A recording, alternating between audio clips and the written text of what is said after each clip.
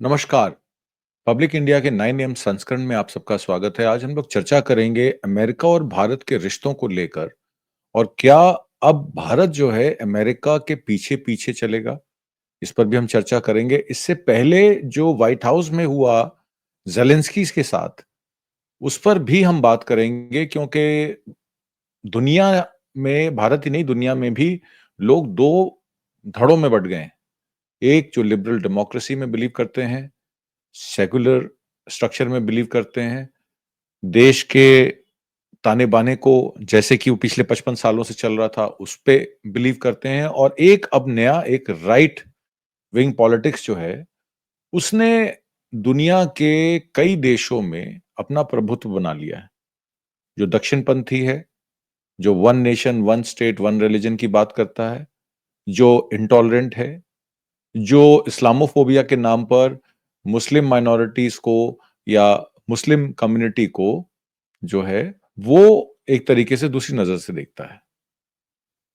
तो ज़ेलेंस्की और रशिया और भारत और अमेरिका के संबंधों में क्या कॉमन है और क्या डिफरेंट है, इस पे हम लोग चर्चा करेंगे। पहले तो हम ये बात कर लें कि व्हाइट हाउस में लगभग 45 मिनट जो बातचीत चली, जिसका सबने वीडियो देखा और बहुत सारे लोगों ने आकलन किया। एक तरफ तो ये कहा जा रहा है कि जो लिबरल डेमोक्रेट्स हैं, वो अब रशिया के साथ हैं क्योंकि पुतिन के साथ खड़े हैं। जो कम्युनिस्ट हैं या जो लेफ्ट विंग है, वो कहीं न कहीं पुतिन को ठीक बता रहा है और डोनाल्ड ट्रंप को तो वो कभी भी सही नहीं बताता, पर वो ये कहने की कोशिश कर रहा है कि जो ज़ेलेंस्की कर रहे हैं वो गलत है। पहले उन्होंने वेस्टर्न वर्ल्ड के साथ मिलके नाटो में एंटर किया, उसके बाद न्यूक्लियर वेपन प्रोग्राम किया और एक तरीके से नाटो कंट्रीज को एंट्री दी कि वो रशिया तक पहुंच जाए, जिससे रशिया नाराज हो गया और जिसकी वजह से रशिया को अपना अपनी बॉर्डर को सिक्योर करने के लिए यूक्रेन पे अटैक करना पड़ा, क्योंकि रशियन स्पीकिंग बहुत सारे एरियाज थे, उनको बिल्कुल एक तरीके से डेमोनाइज किया जा रहा था और कहीं ना कहीं इसमें जेलेंस्की जो है वो दोषी है। इसलिए जो कम्युनिस्ट विचारधारा के हैं, लेफ्ट विचारधारा के लोग हैं, वो कहीं ना कहीं पुतिन को ठीक और जेलेंस्की को गलत ठहरा रहे हैं, पर वो डोनाल्ड ट्रंप को ठीक कभी नहीं कह सकते। और जो लिबरल डेमोक्रेट्स हैं, वो ये कह रहे हैं कि अमेरिका हो या वेस्ट हो, लिबरल डेमोक्रेट्स के अंदर सबको साथ लेके चलना, सबकी सहायता करनी और सबको एक दृष्टि से देखना, ये लिबरल डेमोक्रेट्स का कहना है और वो राइट विंग पॉलिटिक्स के बिल्कुल खिलाफ है। तो जैसे कि जब उनकी सरकारें थीं, तो वो ये कहते थे कि अमेरिका जो है प्रोग्रेस पे है, बहुत अच्छा चल रही है डेमोक्रेसी, और सडनली जब वो इलेक्शन हार जाते हैं, तो डोनाल्ड ट्रंप के सामने वही कहते हैं, देखिए अमेरिका डूब रहा है, देखिए स्टॉक मार्केट कहाँ जा रही है, देखिए ये टैरिफ लगा के देश को कैसा नुकसान पहुंचने वाला है। तो इस तरीके की बातें करते हैं। अब ये कहना मुश्किल हो जाता है कि यही लिबरल डेमोक्रेट्स 6 महीने पहले ये बता रहे थे कि देश बहुत अच्छा चल रहा है, देश में सब काम ठीक चल रहे हैं और रशिया यूक्रेन वॉर भी चल रही थी। उस समय रशियन यूक्रेन वॉर को लेकर कोई चिंतित नहीं था। अब सडनली जो लिबरल डेमोक्रेट्स, अब वो क्योंकि इलेक्शन में हार चुके हैं और दक्षिण पंथियों का कब्जा हो गया है, एलन मस्क और डोनाल्ड ट्रंप अब सरकार चला रहे हैं, फेडरल एजेंट्स को बाहर निकाल रहे हैं, कई डिपार्टमेंट्स उन्होंने बंद कर दिए हैं, कई उन्होंने जो कार्य हैं सरकारों के, सोशल वेलफेयर के, सोशल सिक्योरिटी के, फेडरल एजेंसी के, उनको सबको ध्वस्त कर दिया है। तो अब कह रहे हैं कि देखिए अमेरिका गर्त में जा रहा है, अमेरिका डूब रहा है। कुछ हद तक सच्चाई लिबरल डेमोक्रेट्स भी कह रहे हैं, कुछ हद तक सच्चाई दक्षिणपंथी भी ये मान के चल रहे हैं कि हम लोगों को टारगेट किया जाता है। तो आज अगर हम एक अग्रिम भूमिका में हैं या हम यूरोप में दक्षिणपंथी सरकारें हैं, चाहे वो इटली में हो, चाहे वो अमेरिका में हो, और अब शायद जो नेक्स्ट चांसलर जर्मनी के बनेंगे वो भी राइट विंग पॉलिटिक्स से आते हैं, पर वो अमेरिका की पॉलिटिक्स से सहमत नहीं। यूरोपियन यूनियन कहीं ना कहीं अमेरिका से बिखर चुका है, इस बात पर कोई दो राय नहीं। पर बात यह भी माननी चाहिए कि अब अमेरिका से अगर यूरोप बिखर रहा है, तो क्या ये तीसरी वर्ल्ड वॉर का आगाज है? कई लोगों का मानना है कि यूरोप अगर अलग हो गया अमेरिका से, नाटो कंट्रीज ने अगर यूक्रेन को सपोर्ट किया और यूक्रेन ने वॉर बंद नहीं की, क्योंकि 350 सवा 300 324 बिलियन डॉलर रशिया का फ्रोजन मनी यूरोपियन यूनियन के पास है, जिसके एवज में फ्रांस ने यूक्रेन की मदद की, जिसकी 60 बिलियन की गारंटी जो है डॉलर्स की, वो अमेरिका ने की। अमेरिका ने कोई पैसा नहीं दिया, उन्होंने सिर्फ फ्रांस के ने जो एडवांस दिया या यूरोपियन यूनियन ने जो एडवांस दिया उसकी गारंटी दी। इसकी बात जो है ऑलरेडी आपके फ्रांस के प्रेसिडेंट मैक्रोन डोनाल्ड ट्रंप को करेक्ट करके प्रेस कॉन्फ्रेंस में बोल चुके हैं। और उसके बाद आपने देखा कि ट्रंप ने ज़ेलेंस्की के साथ कैसे बिहेवियर किया, ज़ेलेंस्की को क्या बुरा भला कहा, ये भी आपने देखा। तो इन चीजों के मध्य में भारत अमेरिका के साथ भाई-भाई की भूमिका में खड़ा है या अमेरिका का पिछलग्गू बन के खड़ा है, इस पर हम लोग बात करें। क्योंकि व्हाइट हाउस में लगभग 45 मिनट मीटिंग के बाद जब जीडी वेंस ने यूक्रेनी प्रेसिडेंट या अमेरिकी करदाताओं को करोड़ों अरबों डॉलर की सहायता के लिए अमेरिका को धन्यवाद करने की बात जब ज़ेलेंस्की से की, तो अमेरिका को धन्यवाद करने की बजाय ज़ेलेंस्की ने एक बड़ी तीखी प्रतिक्रिया दी, ऐसा अमेरिका का कहना है।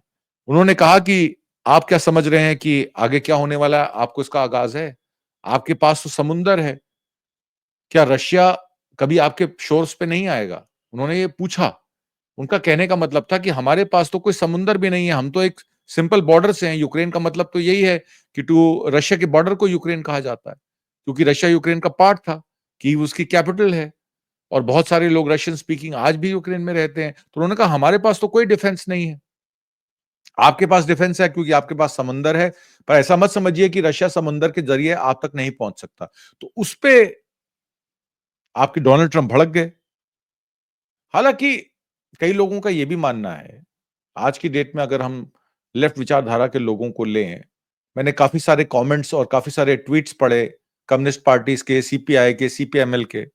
वो कहते हैं ज़ेलेंस्की के पास कभी ताकत ही नहीं थी, वो तो एक जुआ खेल रहे थे, वो एक कॉमेडियन थे जो राजनीति में प्रवेश करते हैं। उस समय सीआईए ने उनकी मदद की, पेंटागन ने उनकी मदद की, इसलिए वो राष्ट्रपति बने। उनके पास कोई जनाधार नहीं है, वो एक डिक्टेटर लीडर हैं जो इलेक्शन नहीं करवाते हैं। तो जो सत्ता में आता है वो डिक्टेटर क्यों बन जाता है? उसके पास इतनी एग्जेम्पलरी पावर्स क्यों आ जाती हैं कि वो डिक्टेटर बनने पे मजबूर हो जाता है और लोगों को वही करना पड़ता है जो वो लोगों से चाहता है। क्या फंक्शनल डेमोक्रेसी पूरे वर्ल्ड में खत्म हो चुकी है? क्या लिबरल डेमोक्रेसी पूरे विश्व में अब रिडंडेंट हो चुकी है जिसका कोई सिर पैर नहीं है? हमको सोशल सिक्योरिटी के बारे में या 100 करोड़ लोगों को जो हम अनाज देते हैं भारत में उसके बारे में बात नहीं करनी चाहिए, क्योंकि ये एक छलावा है, एक लालच है, लोगों को निष्क्रिय बनाने का। लोग श्रम श्रम से लोग मजबूत होते हैं। आत्मसम्मान की रोटी या आत्मनिर्भरता की रोटी खाना अलग बात है और 5 किलो राशन पे जीवित रहना अलग बात है। जिसको प्रधानमंत्री मोदी बोलते हैं परजीवी या आंदोलनजीवी। देश का किसान आंदोलनजीवी या परजीवी नहीं है, पर देश की जनता को आंदोलनजीवी, परजीवी बनाया जा रहा है, ऐसा हम लोग मान सकते हैं। तो बात यह भी खड़ी हो जाती है कि अमेरिका और नाटो ने गोर्बाचोव से क्या झूठ बोला था? जब गोर्बाचोव से यह कहा था कि हम 1 इंच भी ईस्ट की ओर, पूर्व की ओर नहीं बढ़ेंगे, और आपने चेकोस्लोवाकिया, स्लोवेनिया, मॉन्टेगोमरी 2017 और 2022 के बीच में आपने इन देशों को नाटो में शामिल कर लिया और नाटो में आपका एक चार्टर है जिसमें कहते हैं कि अगर आप एक देश पे अटैक करेंगे तो आप पूरे नाटो पे अटैक करेंगे। 32 देशों की सूची में आपने इन लोगों को भी शामिल कर लिया। आपने रशिया को उकसाया कि रशिया अपने प्रभुत्व के लिए, क्योंकि 2 power system, global power system world war era में, वर्ल्ड वॉर 2 में चले हैं, एक तरफ अमेरिका, एक तरफ रशिया। और अब चाइना का प्रभुत्व बनने से अमेरिका को दिक्कत आ रही है।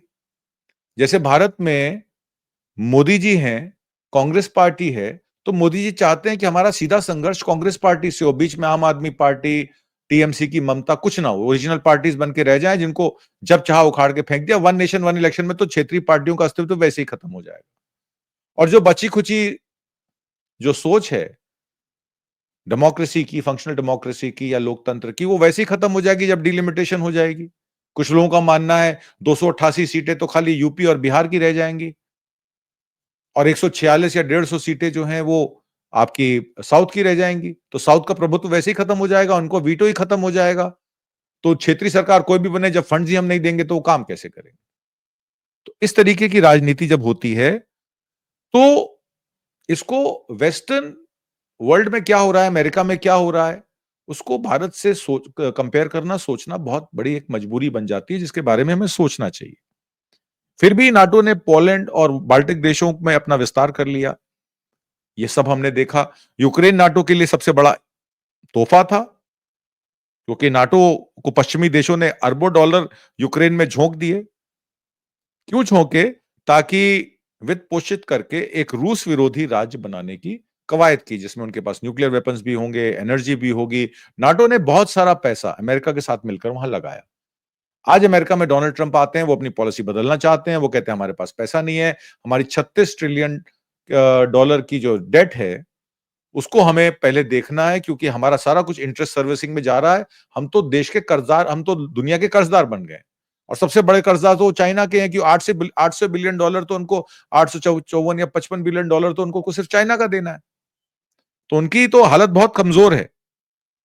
अब कवर्ट एक्शन मैगजीन के अनुसार, उनकी एक रिपोर्ट के अनुसार 2020 में जेलेंस्की ने गुप्त रूप से M16 प्रमुख रिचर्ड मूर से मुलाकात की थी। यानी M16 जो है, जैसे हमारा गुप्तचर विभाग है, रॉ है, वैसा ही एक गुप्तचर विभाग ब्रिटेन के पास भी है।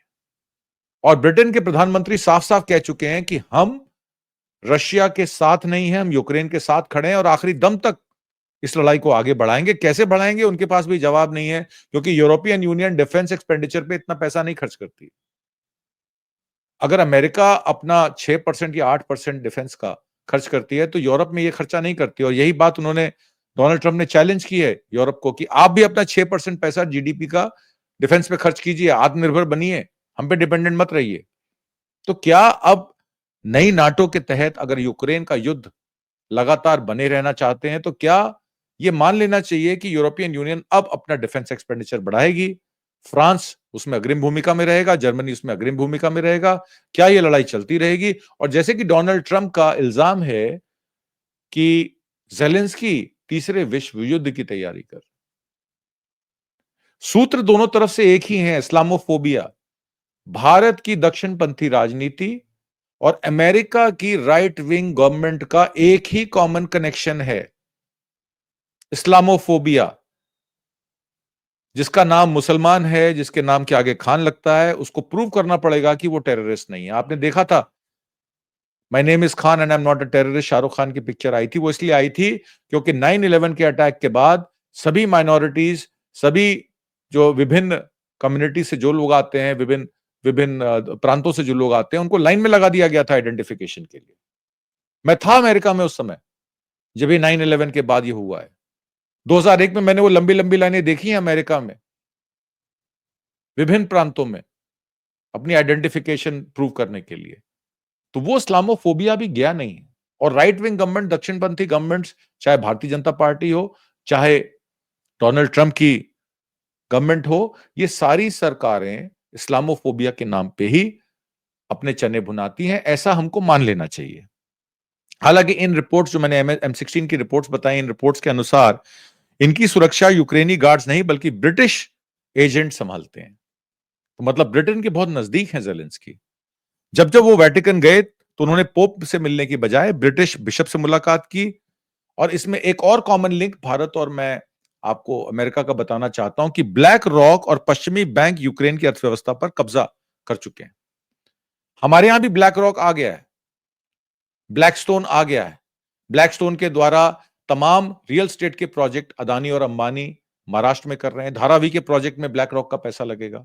एक लॉजिस्टिक पार्क बनाया जा रहा है ब्लैक रॉक का, जिसमें सारा डेटा रूरल इंडिया से लेके अर्बन इंडिया, 150 करोड़ लोगों का डेटा ब्लैक रॉक अपने लॉजिस्टिक्स पार्क में बनाएगा।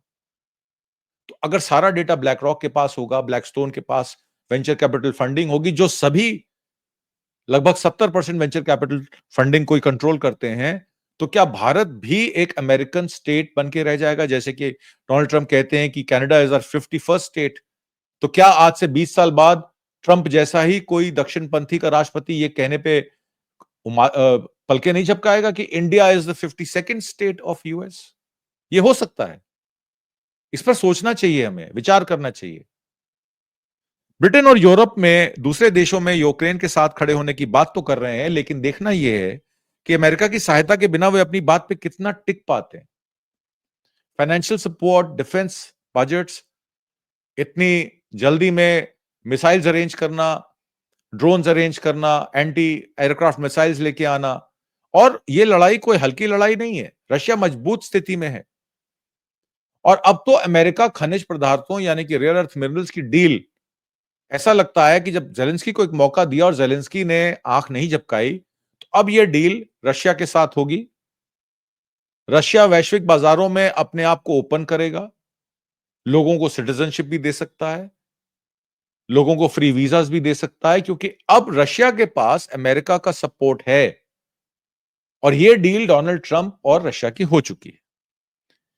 कुछ इस तरीके के संयोग अगर हम पुराने तरफ जाएं तो 2014 के भारत में भी दिखाई पड़ते हैं, जैसे कि बड़े उद्योगपतियों द्वारा वर्तमान सरकार को फंडिंग करना, पीआर टीम को सक्रिय करके तत्कालीन सरकार के खिलाफ एक जन आंदोलन खड़ा करना, India against corruption, Anna Hazare, और हमें नहीं भूलना चाहिए अरविंद केजरीवाल, किरण किरण बेदी, उस समय योगेंद्र यादव, ये सब सामाजिक लोग, आंदोलनकारी लोग कांग्रेस के खिलाफ खड़े हुए थे। इनकी फंडिंग कहां से आई थी? जो आज की डेट में आप कहते हैं ब्रिटिश जॉर्ज सोरस कांग्रेस की फंडिंग करते थे, वही इल्जाम अब कांग्रेस भारतीय जनता पार्टी पे लगा रही कि जॉर्ज सोरस ने तो इंडिया अगेंस्ट करप्शन फंड किया, उसमें सीआईए इन्वॉल्व थी। आरएसएस और सीआईए के कनेक्शन 1925 से हैं, कई लोग कहते हैं 1931 से हैं, कई लोग कहते हैं। कई लोगों को अब कांग्रेस का इल्जाम है कि हमारे जो प्रेसिडेंट है, कांग्रेस प्रेसिडेंट के कामराज को मारने की साजिश आरएसएस ने रचाई थी। और आरएसएस कभी भी एक बहुलवादी देश की स्थापना नहीं करना चाहता था, वो एक हिंदू राष्ट्र की परिभाषा पे ही लटका हुआ था। वो अंग्रेजों का पिट्ठू भी था। तो आज भारत किस मुहाने पे खड़ा है, इस पर भी चर्चा हो जानी चाहिए। विश्व के बड़े भूभाग में लूट पर आधारित व्यवस्था अब खड़ी हो गई है। रेयर अर्थ मिनरल्स के नाम पे हो, तेल के कुओं के नाम पर हो। इराक ने जब अटैक किया था कुवैत पे, तो वो उनकी स्वामित्व पे अटैक था। एक देश का दूसरे देश पे अटैक था, जिस पर यूएन को ले लें, डब्ल्यूटीओ को ले लें, डब्ल्यूएचओ को ले लें, जितनी भी वर्ल्ड ऑर्गेनाइजेशंस थी, उन्होंने इसकी भर्त्सना की और अमेरिका को उन्होंने एम्पावर किया कि जाइए, आप कुवैत को छुड़वाइए, इराक को हटाइए। अफगानिस्तान में लोकतंत्र की बहाली के लिए आप लड़े, पर आपने तालिबान को खड़ा किया। आज तालिबान क्या एक लोकतांत्रिक पार्टी है? यह भी पूछा जाना चाहिए। बांग्लादेश में मोहम्मद यूनुस को आपने केयरटेकर पीएम बनाया, और वहां पर अब दक्षिणपंथी विचारधारा के लोग पाकिस्तान से बांग्लादेश में आ रहे हैं। बांग्लादेश और पाकिस्तान का जो है वो कारोबार बढ़ रहा है। इस्लामोफोबिया तो बांग्लादेश में भी बढ़ेगा, क्योंकि इस्लामोफोबिया अमेरिका को सूट करता है, क्योंकि वो उसको डेमोनाइज करके अपने आप को पावरफुल दिखाने की कोशिश करता है। और ऐसे ही कुछ भारत में होता है। गाय का नाम पर, मस्जिदों में मंदिर ढूंढने के नाम पर, मुसलमानों पर अत्याचार करना, चाहे ट्रिपल तलाक की बात हो, चाहे उनके लेकर कितने बच्चे हैं उस पर बात हो, और फिर घर वापसी की बात भी करते हैं, लव जिहाद की बात करते हैं। तो सारा का सारा तंत्र भारतीय जनता पार्टी का भारत में हो, या रिपब्लिकन पार्टी का अमेरिका में हो, या मेलोनी का इटली में हो, दक्षिणपंथी विचारधारा है कि अपने आप को अच्छा बताओ और दूसरे को बुरा बताओ, और अपनी चने भुनाओ, अपनी दाल गलाओ। यही काम वो लोग कर रहे हैं। और सारे संसाधनों पर कब्जा कर कर ये जिस तरीके की लोकतंत्र की लड़ाइयां लड़ी गई, चाहे तेल के कुएं हों, चाहे अनाज के भंडार हों, चाहे कृषि की जमीन हो, चाहे रेयर अर्थ मिनरल्स की माइनिंग हो, ये सब पैसे को लेकर और व्यवस्था को कब्जे में लेकर, भूमि और संसाधनों पे कब्जे को लेकर जनता को लाचार और अधिकार विहीन बनाना ही अब वॉर का काम है। लड़ाई लोकतंत्र को स्थापित नहीं करती, लोकतंत्र को खत्म करती है, बहुलतावादी को खत्म करती है, one nation one election, one religion one language को प्रमोट करती है। अगर साउथ की स्टेट्स अपने पॉपुलेशन को कंट्रोल करने की कोशिश करती हैं, तो उनको डिलिमिटेशन के द्वारा रिप्रेजेंटेशन एक्ट के तहत उनके रिप्रेजेंटेशन को खत्म करने की कवायद करती है। 2026 में अगर लिमिटेशन होगी, तो साउथ इंडिया ने पॉपुलेशन कंट्रोल किया, एजुकेशन बढ़ाई, हेल्थ पे काम किया, तो इसलिए उनके अब कम नुमाइंदे चुन के आएंगे। देखिए कि इस देश में अच्छा काम करने पे कितनी सजा मिलती है, ये अब आप देख रहे हैं। और जिन देशों में, जिन स्टेट्स में पॉपुलेशन ज्यादा है, बीमारू स्टेट्स हैं, पर कैपिटा इनकम सबसे कम है, उनकी रिप्रेजेंटेशन पार्लियामेंट में सबसे ज्यादा होगी, वहां जय श्री राम की उद्घोषणा होगी, माइनॉरिटीज को दोम दर्जे का नागरिक बनाया जाएगा। कितनी विचित्र बात है जिसके बारे में हम सोचते नहीं है। 21 फरवरी को वॉशिंगटन डीसी के कंजर्वेटिव पॉलिटिशियन एक्शन कॉन्फ्रेंस में वीडियो लिंक के माध्यम से इटली की प्रधानमंत्री मेलोनी ने वामपंथी पर व्यापक हमला किया। उन्होंने कहा, अपने तर्क देते हुए, कि वैश्विक दक्षिणपंथी के उदय ने उन्हें निराश किया है। ऐसा करते हुए उन्होंने नरेंद्र मोदी को वैश्विक दक्षिणपंथी का हिस्सा बताया कि जब बिल क्लिंटन और टोनी ब्लेयर उस टाइम ब्रिटेन के प्रधानमंत्री थे और बिल क्लिंटन जो थे उस समय अमेरिका के प्रधानमंत्री राष्ट्रपति थे, तो उस समय उन्होंने कहा कि 90 के दशक में वैश्विक वामपंथी उदारवादी नेटवर्क बनाया तो उन्हें राजनेता कहा गया। आज अब Donald Trump, Meloni, Javier, Milei या शायद नरेंद्र मोदी बात करते हैं तो उन्हें लोकतंत्र के लिए खतरा कहा जाता है। ऐसा क्यों है? उनका पूछना यह था कि हमारे साथ ही पक्षपात क्यों होता है, दक्षिणपंथियों को इतना बुरा भला क्यों कहा जाता है। लेकिन हम इसके आदी हो चुके हैं, उन्होंने ये भी कहा। और अच्छी खबर यह है कि लोग अब उनके झूठ को विश्वास नहीं करते। अब लोग ये नहीं मानते कि दक्षिणपंथी गलत हैं, उनका ये कहना है। वे हम पे जितना ही कीचड़ उछालते हैं, उसके बावजूद नागरिक हमें वोट देते रहेंगे। उनका कहना है कि नागरिक हमें वोट दे रहे हैं, हमें चुन चुन के बार बार ला रहे हैं। विभिन्न देशों में देख लीजिए, जर्मनी देख लीजिए, इटली देख लीजिए, फ्रांस देख लीजिए, अमेरिका देख लीजिए, भारत देख लीजिए। तो क्या कमी है हमें? अगर लोग हमको चुन के ला रहे हैं तो हमें उनकी आकांक्षाओं को पूरा मीट करना है, साबित करना है हमको अपने आप को।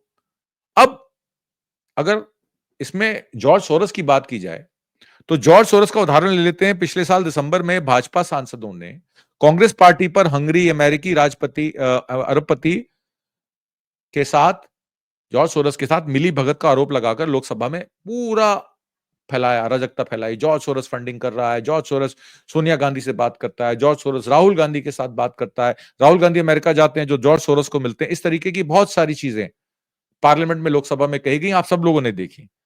भाजपा सांसद निशिकांत दुबे ने हिंदी कविता में यह भी कहा था कि कांग्रेस का हाथ सोरस के साथ, कांग्रेस सोरस के साथ हाथ मिला रही है। पिछले कुछ समय से भाजपा कांग्रेस पर हमला करने के लिए सोरस का सहारा ले रही थी। ये इस तथ्य को दिखाता है कि सोरस भारत में अपेक्षाकृत कितने इंपॉर्टेंट हो गए। जो पहले अज्ञात था वो इतना इंपॉर्टेंट कैसे हो गया। लेकिन वो संयुक्त राज्य अमेरिका के एक प्रमुख व्यक्ति हैं, जहां उदारवादी कारणों से वित्त पोषित करने के लिए दक्षिणपंथी उन पर हमला करते रहते हैं। ये हमला अमेरिका के दक्षिणपंथी भी करते हैं, तो यहां थोड़े सी डेविएशन है। अमेरिका का दक्षिणपंथी भी जॉर्ज सोरोस को गाली दे रहा है, इधर भारत के वक्त दक्षिणपंथी हमारे भारतीय जनता पार्टी के निशिकांत दुबे हो, मोदी जी हो, अमित शाह जी हो, वो भी जॉर्ज सोरोस को बुरा मानते हैं। तो ये विषयांतर जो है, अब अगर आप उसको कल्मिनेट करेंगे तो दोनों का दुश्मन एक ही है। इस्लामोफोबिया उनका मित्र है और जॉर्ज सोरोस उनका दुश्मन है। हालांकि कई भाजपा नेताओं ने भारत में शरिया कानून लाने के कथित प्रयासों पर भी हमले शुरू किए, क्योंकि अमेरिकी रिपब्लिकन गवर्नमेंट है जो दक्षिणपंथियों की, वो इस्लामोफोबिया की बात करते हैं, शरिया लॉ की बात करते हैं। पर भारत को यह पता होना चाहिए कि भारत में शरिया जो लॉ है वो 1937 से कानून है। तो आप क्या 1937 के बने हुए कानून को, जिसको कॉन्स्टिट्यूशन ने एग्री किया, माना, पार्लियामेंट ने माना, आप उस पर क्यों अटैक कर रहे हैं? क्या आप शरिया खत्म करना चाहते हैं तो आप ले आइए विधेयक पार्लियामेंट में, लोकसभा राज्यसभा में चर्चा करा लीजिए। तो हम अमेरिका को बिल्कुल कॉपी कर रहे हैं, कार्बन कॉपी कर रहे हैं। जो अमेरिका कहता है वो भारत की दक्षिणपंथी सरकार कहती है, भारतीय जनता पार्टी की सरकार कहती है, वही मोहन भागवत भी बोलते हैं। सवाल ये खड़ा हो जाता है। मुस्लिम पर्सनल लॉ एप्लीकेशन एक्ट 1937 के हिस्से के रूप में कानून है। भाजपा ने अपने देश में अल्पसंख्यक विरोधी राजनीति को आगे बढ़ाने के लिए आतंकवाद के खिलाफ युद्ध के मद्देनजर पश्चिम में इस्लामोफोबिया के उदय का उत्साहपूर्ण लाभ उठाया है। जो अमेरिका कर रहा है, कार्बन कॉपी, डिट्टो कॉपी हम भी कर रहे हैं। पश्चिमी दक्षिणपंथियों के प्रति यह आकर्षण डोनाल्ड ट्रंप के उदय और उनके बेबाक इस्लामोफोबिया के साथ चरम पर पहुंच चुका है। घटनाओं के एक अजीब मोड़ में भारत में हिंदुत्व समर्थकों ने ट्रंप के लिए सार्वजनिक प्रार्थना भी की थी। 2019 में जब उनका इलेक्शन था, मंदिरों में ट्रंप की फोटो लगाकर उनकी आरतियां उतारी गई थी। आपको याद होगा, मोदी ने एक भारतीय प्रधानमंत्री के लिए एक असमान का कदम उठाते हुए 2019 में राष्ट्रपति पद के लिए ट्रंप का समर्थन किया था, जाके कैंपेन किया था। और जेलेंस्की पर यही इल्जाम लगा कि आप पेंसिल्वेनिया में जो बाइडेन का आप करने आए थे कैंपेन, तो आपने हमें सॉरी नहीं बोला, आपने माफी नहीं मांगी। अब हमारी सरकार है, अमेरिका के हम मालिक हैं, हम आपको आपकी बिजली के ग्रिड के लिए पैसा बंद करते हैं, आपको युद्ध के लिए जो हमने मिलिट्री एड की बात की थी वो बंद करते हैं, क्योंकि आप इलेक्शन में जो बाइडेन। सो डोमेस्टिक इलेक्शंस में अगर किसी देश का राष्ट्रपति या प्रधानमंत्री जाएगा तो उसको मुंह की खानी पड़ेगी। जो हाल जेलेंस्की का हुआ है, कहीं वो हाल हमारे प्रधानमंत्री मोदी का तो नहीं होने वाला। सवाल इस पे भी खड़ा होता है और ये बहुत बड़ा सवाल है। बात यह आ जाती है, पिछले कुछ समय से जिस तरीके से कम्युनिस्टों ने स्पष्ट अंतर्राष्ट्रीय संगठनात्मक के तहत उन्होंने ये कहा कि हम तो पुतिन के सपोर्ट में हैं, जेलेंस्की के अगेंस्ट हैं, और तमाम ये कम्युनिस्ट पार्टियां पुतिन के सपोर्ट में खड़ी। मार्क्सिस्ट और लेनिन क्योंकि रशिया से आते हैं, रशिया से वित्त पोषण होता है कम्युनिस्ट पार्टीज का, ऐसा बहुत लोगों का मानना है। तो उनके पास तो कोई चारा ही नहीं है। जब उनका फाइनेंसर ही एक है तो रशिया के खिलाफ वो कैसे बोलेंगे? तो यूक्रेन के खिलाफ बोलेंगे। भारत की जो सेक्युलर पार्टीज हैं वो सबको साथ लेके चलना चाहती हैं। वो एक ही भाषा के प्रयोग से देश को जो है वंचित नहीं रखना चाहती। वो कहती है बहुभाषीय होना चाहिए, बहुलतावादी होना चाहिए। बहुभाषी देश है, संस्कृति के तौर पे हमारे देश में बहुत सारी संस्कृतियां हैं, बहुत सारे धर्म हैं, सबका समावेशी सरकार होनी चाहिए। पर दक्षिणपंथी तो ये नहीं कहते हैं, वो तो वन नेशन वन इलेक्शन की बात करते हैं। अब आगे निकलने की इस चाहत में जो पश्चिमी दक्षिणपंथी हैं, रिपब्लिकन पार्टीज हैं, के साथ अब घनिष्ठ सहयोग बढ़ाने की बात भारतीय जनता पार्टी कर रही है। आपने देखा कि जब भारतीय जनता पार्टी के प्रधानमंत्री मोदी वहां जाते हैं तो वो इनवाइट नहीं होते पर इनविटेशन लेकर जाते हैं। वो एक बिजनेस मीटिंग के लिए जाते हैं और वो जब आते हैं वापस तो उसके तुरंत बाद बेड़ियों में डाल के अप्रवासी भारतीयों को, इलीगल इमिग्रेंट्स को, अनडॉक्यूमेंटेड माइग्रेंट्स को चेनों में वापस भेजा जाता है। तो ये मान लेना चाहिए कि हमारी देश की जो इज्जत है उसको तार-तार कर दिया। और दूसरी तरफ राष्ट्रपति ट्रंप जो है वो मोदी जी को कहते हैं कि मोदी जी तो हमारे दोस्त हैं, अच्छे नेगोशिएटर हैं, और वो कहते हैं आई मिस्ड यू, पर उसके बाद वो ऐसी हरकत करते हैं। तो इसका मतलब है कि वो वही करते हैं जो मोदी जी करते हैं भारत में, क्योंकि उनकी राजनीति ही इस्लामोफोबिया पे चलती है, तुष्टीकरण पे चलती है। देश के मुसलमानों का तुष्टीकरण करना कोई ट्रंप और मोदी जी से सीखे। इसीलिए मैंने आज सब्जेक्ट लगाया कि मोदी और ट्रंप भाई भाई हैं। दक्षिणपंथी अमेरिकी अरबपति एलन मस्क ने यूनाइटेड किंगडम और जर्मनी में दक्षिणपंथी राजनीति का स्पष्ट रूप से समर्थन किया। आपने देखा ब्रिटेन और जर्मनी के इलेक्शन में एलन मस्क गए, उन्होंने 100-100 मिलियन की, 200-200 मिलियन की फंडिंग भी की। दक्षिणपंथी राजनीति की बहुत छोटे पैमाने पर पश्चिमी में श्वेत राष्ट्रवादियों और भारत के हिंदुत्व समर्थकों के बीच भी कुछ समन्वय है। वो क्या समन्वय है मैं आपको शॉर्ट में बताता हूं। अपनी अमेरिका फर्स्ट विचारधारा के तहत ट्रंप ने अनडॉक्यूमेंटेड इमिग्रेंट्स को अपमानित किया, जंजीरों में भेजा। उन्होंने भारत के उच्च टैरिफ की धमकी भी दी है। इस टैरिफ के राजा के रूप में आलोचना के लिए चुना है। निष्क्रिय मोदी ने इन अपमानों को निगल लिया, आगे से जवाब नहीं दिया। रेसिप्रोकल टैरिफ पे कोई जवाब नहीं दिया, जैसे को तैसे पे कोई जवाब नहीं दिया। अमेरिकी शक्ति से सावधान होने के साथ साथ इस तत्व का भी सामना किया गया है कि भाजपा के पास उस व्यक्ति पर हमला करने के लिए भाषा का अभाव है जिसके लिए वो इतने लंबे समय से प्रशंसा करती करती रही है। अब वो समझ नहीं पा रही कि जिनकी हम प्रशंसा कर रहे थे, जिनकी हम आरती उतार रहे थे, उनके खिलाफ कैसे बोले।